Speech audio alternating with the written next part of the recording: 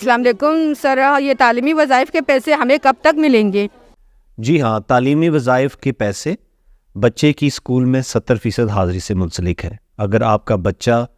School میں جا رہا ہے اور آپ نے اپنے بچے کو بے نظیر انکم سپورٹ پروگرام کے ساتھ رجسٹرڈ کروا دیا ہے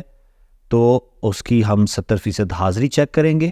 اور اس 70% حاضری چیک کرنے کے بعد ہم یہ متعین کریں گے کہ کیا آپ کا بچہ ہمارا جو تعلیمی وظائف ہے اس کے پیسوں کے لیے ایلیجبل ہے یا نہیں ہے۔ اس میں آپ یاد رکھیے کہ اگر آپ کا بچہ اپریل سے جون میں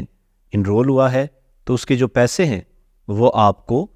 دسمبر میں ملیں گے،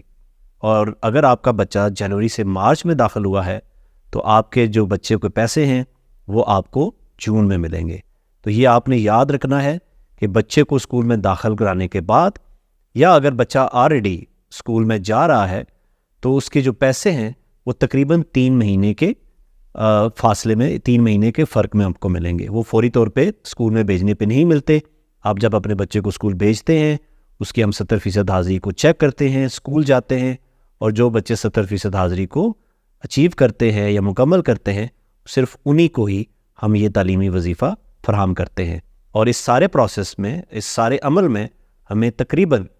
3 سے 4 مہینے لگتے ہیں، جس میں ہم ویریفائی کرتے ہیں کہ وہ بچہ اسکول میں جا رہا ہے یا نہیں جا رہا۔